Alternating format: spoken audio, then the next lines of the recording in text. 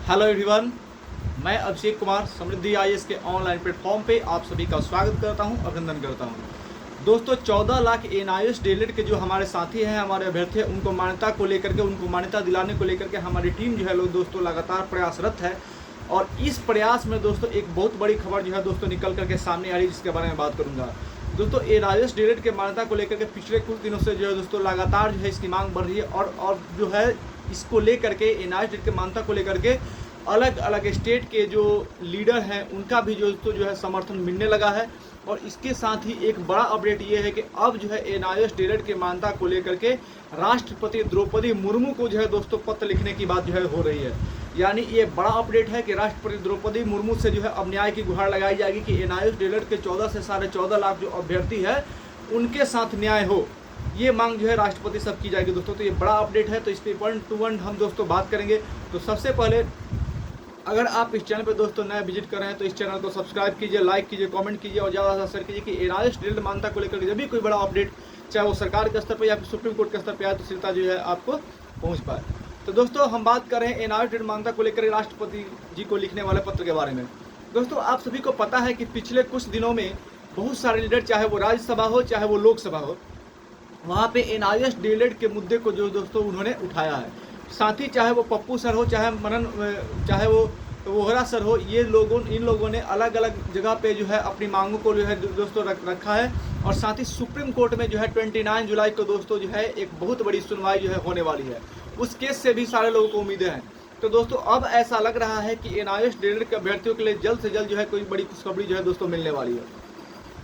बात कर रहे हैं उस पत्र की, तो दोस्तों आपने देखा कि बिहार से मनोज झा जी जो है राज्यसभा सांसद, उन्होंने आरजेडी के हैं वो, और उन्होंने राज्यसभा में इसको लेकर के मुद्दा उठाया था। साथ ही दोस्तों देवेश चंद्र ठाकुर से भी जो है, जो एमपी हैं लोकसभा में चुन के गए हैं बिहार से, उनके साथ भी जो है एनआईएएस डीएलएड के बहुत सारे कैंडिडेट जो बिहार के हैं उनके साथ मिलकर के ज्ञापन सौंपा और कहा है कि आप जाइए लोकसभा में हमारी बातों को उठाइए और एनआईएएस डीएलएड के अभ्यर्थियों को मान्यता दिलाने का जो है काम कीजिए। साथ ही राज्यसभा सांसद जो थी धर्मशीला गुप्ता, उनके साथ भी जो है स्टूडेंट्स जो है मिले हैं और उनको जा करके कहा है कि आप हमारा जो है आवाज़ उठाइए राज्यसभा में और हमें मान्यता दिलाने का काम कीजिए। तो अब दोस्तों एनआईएएस डीएलएड के सारे कैंडिडेट को एक बार फिर से मैं कई दिनों से कर रहा हूँ कि आप सभी चुप मत बैठिए। आप सबकी संख्या ज़्यादा है, 14 लाख के आसपास आपकी संख्या है।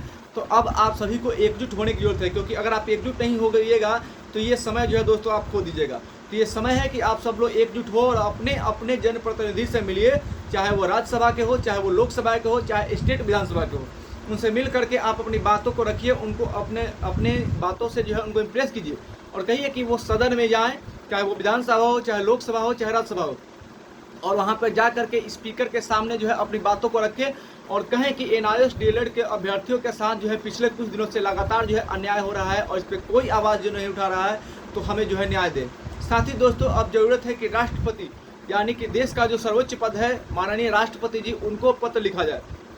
सारे अभ्यर्थियों से मैं कहूँगा कि राष्ट्रपति जी को पत्र लिखा जाए और उनसे जो है न्याय की गुहार की जाए कि आप एनआईएएस डीएलएड के 14 से 14.5 लाख जो अभ्यर्थी है, देश के युवा हैं, इनके साथ न्याय कीजिए कि किस तरह से जो है एक देश का चेहरा, यानी कि राष्ट्र का चेहरा, प्रधानमंत्री का चेहरा दिखा करके एनआईएएस डीएलएड के अभ्यर्थियों को जो है एनआईएएस का कोर्स कराया गया। लेकिन जैसे ही इनका कोर्स खत्म हुआ, माननीय सुप्रीम कोर्ट के द्वारा जो है इसको यह करके खारिज कर दिया गया कि आप 2 वर्ष के डिग्री डिप्लोमा के इक्विवेलेंट नहीं है, और तब से जो है इनको कहीं पे भी शिक्षक भर्ती में मौका नहीं दिया रहा है। तो ये अभ्यर्थी अब कहाँ जाएंगे?